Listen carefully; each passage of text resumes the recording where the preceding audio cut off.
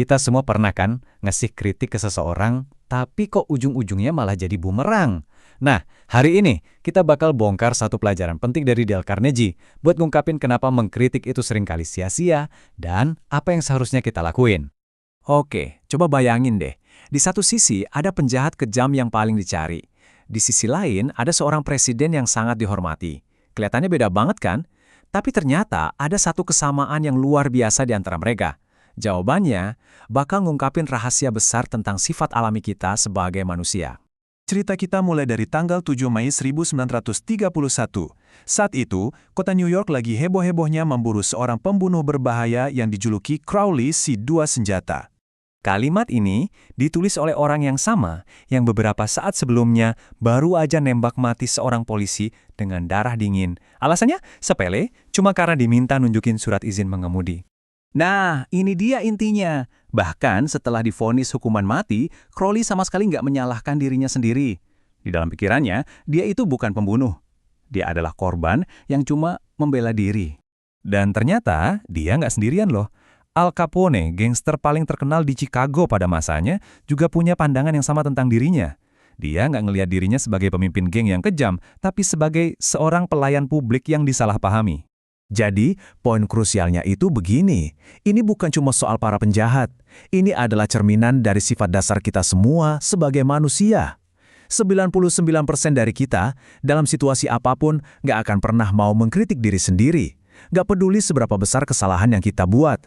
Fenomena ini juga nggak berhenti di dunia kriminal aja. Pola yang sama persis muncul di level kekuasaan yang paling tinggi, dari Gedung Putih sampai ke skandal-skandal nasional yang menggemparkan. Contohnya Presiden Taft. Waktu dikritik habis-habisan sama Theodore Roosevelt soal kebijakannya, dia nggak mengakui kesalahannya. Malah sambil berlinang air mata, dia membela diri dan merasa tindakannya udah yang paling benar. Hal yang sama terjadi waktu skandal Teapot Dome. Albert Fall, pejabat yang jelas-jelas masuk penjara karena terima suap, di mata istrinya, dia bukan pelakunya. Justru, dia itu korban yang dikhianati. Oke, jadi kalau hampir semua orang itu defensif kalau dikritik, terus gimana cara seorang pemimpin hebat mengatasinya?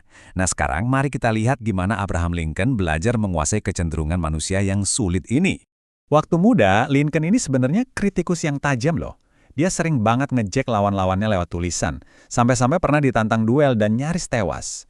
Nah pengalaman itulah yang memberinya pelajaran yang nggak pernah dia lupakan.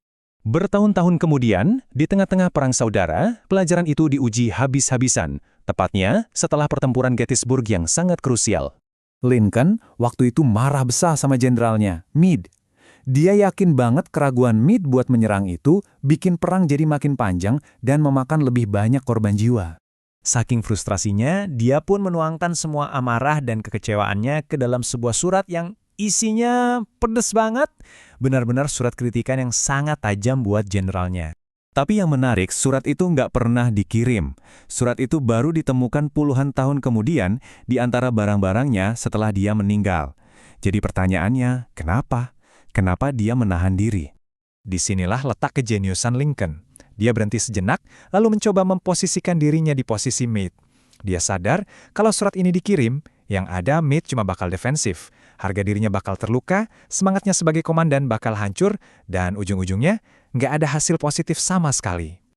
Nah, momen pengendalian diri Lincoln yang luar biasa inilah yang mengungkapkan prinsip paling inti tentang cara berinteraksi dengan orang lain secara efektif.